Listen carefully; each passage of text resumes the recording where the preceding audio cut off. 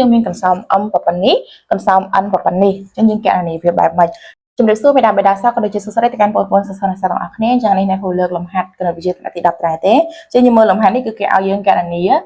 consum m បូក n ហើយនឹង m ដល់ n អញ្ចឹងយើងមាន consum m ប៉ុណ្នេះ consum n ប៉ុណ្នេះអញ្ចឹងយើងកណនីវាបែបម៉េចអញ្ចឹងយើងមកមើលចំពោះ consum m បូក n យើងទៅសេតាមប្រមាណវិធីមួយមកអានេះគឺ consum m ទៅ n consum m ប្រធានគេឲ្យមកស្មើប៉ុណ្នេះអញ្ចឹងយើងជំនួសវាដែរប៉ុណ្ណឹងមកគឺ1លើ2 x ការ៉េដល់ឲ្យ 6x បូកឲ្យ7សញ្ញាបូកនេះគឺយើងទុកនៅដដែលណាហើយចំពោះ n វិញគឺស្មើប៉ុណ្នេះកន្លែងនេះយើងអាចដាក់វងកញ្ចក់សងខាងសិនដើម្បីយើងសម្គាល់ថាអានេះគឺជា consum m ហើយ consum n យើងសរសេរចូលមកគឺ3លើ2បូកជាមួយសុំទៅ3លើ 2x ការ៉េ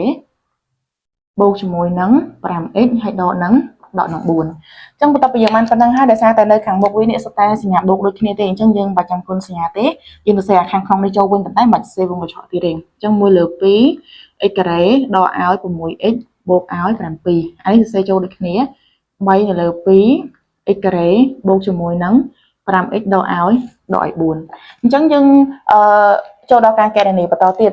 យើងពេលដែលយើងកណនីគឺយើងមើលទៅតាមអត្ថេនីមួយអានេះគឺអត្ថេ x ការ៉េអានេះគឺអត្ថេ x ការ៉េអញ្ចឹងយើងអាចស៊ីសងវាបានទោះបីអានេះ x ដែរប៉ុន្តែអាចស៊ីសងជាមួយនឹង x ការ៉េនេះបានណាព្រោះអីវាដឺក្រេគ្នាអានេះដឺក្រេទី2អានេះដឺក្រេទី1អញ្ចឹងយើងអាចស៊ីសងវាបានទេអញ្ចឹងយើងស៊ីសងអាណាដែលការ៉េដូចគ្នាមកអញ្ចឹងចំពោះអានេះវាជាប្រភេទបើវាជាប្រភេទអញ្ចឹងយើងធ្វើម៉េចឥឡូវបើវាជាប្រភេទអញ្ចឹងគឺយើងត្រូវស៊ីសងមេគុណដូចតាអត់ប្រភេទដែរទេគ្រាន់តែអានេះវាជាប្រភេទអញអ្នកគ្នាយើងភាច្រើនច្រឡំអញ្ចឹងកន្លែងហ្នឹងគឺយើងអាច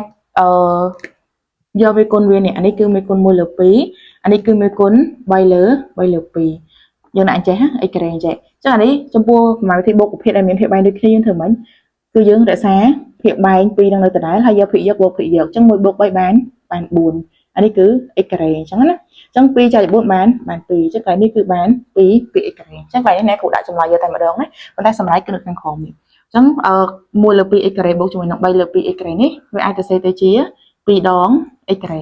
បន្តមកទៀតគឺយើងមើលទៅអត្ថេ x ម្ដងចានេះគឺ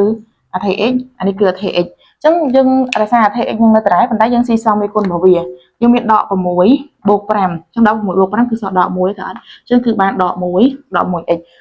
មួយពីមុខនេះសរសេរក៏បានអត់ក៏បានណាដាក់ដក x ទៅទេក៏បានដែរបន្តមកទៀតគឺបូក7ដកឲ្យ4អញ្ចឹងគឺនៅសល់បូក3ចានេះគឺជាចម្លើយកន្សោម m បូក n យើងចូលទៅមួយទៀតគឺកន្សោម m ដក n អញ្ចឹងអត់ខុសគ្នាទេព្រោះយើងសរសេរកន្សោម m ហើយនិងកន្សោម n នឹងចូលសិនមកកន្សោម m របស់យើងគឺ1លើ2 x ការ៉េដកឲ្យ 6x បូកឲ្យ7ដកឲ្យកន្សោម n របស់យើងនេះគឺ3លើ2 x ការ៉េបូកជាមួយនឹង 5x ដកឲ្យ4ចឹងកន្លែងហ្នឹងអាខាងមុខនេះកន្សោមខាងមុខនេះវាអត់មានសញ្ញាពីមុខទេអញ្ចឹងយើងសរសេរអាខាងក្នុងហ្នឹងដដែលតែយើងលុបវងកញ្ចក់ចេញណាអញ្ចឹងយើងដាក់1លើ2x ការ៉េដកឲ្យ 6x បូកឲ្យ 7តែអាខាងនេះវិញវាមានសញ្ញាដកនៅពីមុខត្រូវអត់អញ្ចឹងត្រូវគុណសញ្ញាដកនឹងចូលក្នុងវងកញ្ចក់នេះកាលណាអូនយកសញ្ញាដកទៅគុណនៅក្នុងវងកញ្ចក់នេះតម្លៃចំនួននៅក្នុងវងកញ្ចក់ហ្នឹងគឺត្រូវបដូរសញ្ញាទាំងអស់ដល់នេះអញ្ចឹងវាបូកឲ្យត្រូវអត់ពីមុខវាតែពេលដែលគុណសញ្ញាចូលដកចូលទៅវាទៅជាដកវិញអញ្ចឹងដក3លើ2x ការ៉េបើអានេះបូកដែរបដូរទៅជាដក5ដក 5x អានេះដកបដូរទៅជាបូ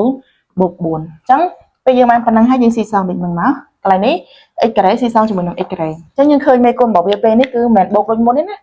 អានេះគឺ1លើ2អានេះគឺដក3លើ2អញ្ចឹងយើងស៊ីសងទៅស្មើប៉ុន្មានអញ្ចឹងអ្នកគ្រូព្រៀងខាងក្រោមបន្តិចបើយើងមាន1លើ2ដកជាមួយនឹង3លើ2អញ្ចឹងកន្លែងហ្នឹងគឺយើងរក្សាភាគបែងនៅដដែលតែយកភាគយកដកភាគបែងសុំទោសយកភាគយកដកភាគយក1ដកឲ្យ3គឺសល់ដក2អញ្ចឹងដក2ចែកនឹង2គឺបានដក1ណាអញ្ចឹងគឺបានដក1 x ការ៉េកន្លែងនេះឬក៏យើងទៅសេដាក់ដក x ការ៉េទៅទេក៏បានអញ្ចឹងកន្លែងនេះអ្នកគ្រូដាក់ដក x ការ៉េចំពោះអត្ថេ x វិញយើងស៊ីសងវាដូចគ្នាអានេះ x អានេះ x អញ្ចឹងមេគុណអានេះដក6អានេះដក5ដក5ដក6គឺបានដក11អញ្ចឹងកន្លែងនេះគឺបានដក11x ហើយកន្លែងនេះវិញគឺ7បូក4គឺបាន10 11ណាអញ្ចឹងចម្លើយរបស់យើងគឺ m បូក m ដល់ n គឺស្មើនឹងប៉ុណ្ណេះណាចានេះចម្លើយរបស់យើងអញ្ចឹងនេះយើងគ្រាន់តែសរសេរវាទៅតាមប្រធានគេឲ្យមួយមកហើយយើងកណនីវាជាពិសេសយើងមើលសញ្ញាហើយនឹងពេលដែលយើងបូកគឺយើងបូកទៅតាមនេះ លើកវិទ្យាស្ដាយអធិវិទ្យាស្ដាយអធិដូចគ្នាយើងអាចសិក្សាគ្នាបានអធិក៏គ្នាគឺអាចសិក្សាគ្នាបានអញ្ចឹងចំពោះលំហាត់បងប្អូនថ្ងៃនេះគឺមានតែប៉ុណ្្នឹងទេបើសិនជាបងប្អូនមានចម្ងល់ផងណាអាចខមមិនសួរបានហើយបើសិនជាបងប្អូនចង់បំពេញបន្ថែមទៅលើមុខវិជ្ជាភាសាខ្មែរគណិតវិទ្យាហើយនិងរូបវិទ្យាតាំងពីថ្នាក់បឋមដល់វិទ្យាល័យបងប្អូនអាចទំនាក់ទំនងមកតាម Telegram របស់អ្នកគ្រូបានដោយអ្នកគ្រូទទួលបរិញ្ញាគ្រប់មុខវិជ្ជាទាំង3មុខវិជ្ជាហ្នឹងអញ្ចឹងអាចទំនាក់ទំនងមកសួរព័ត៌មានបន្ថែមបានចា៎អ្នកគ្រូមានតែប៉ុណ្្នឹងទេអរគុណបងប្អូន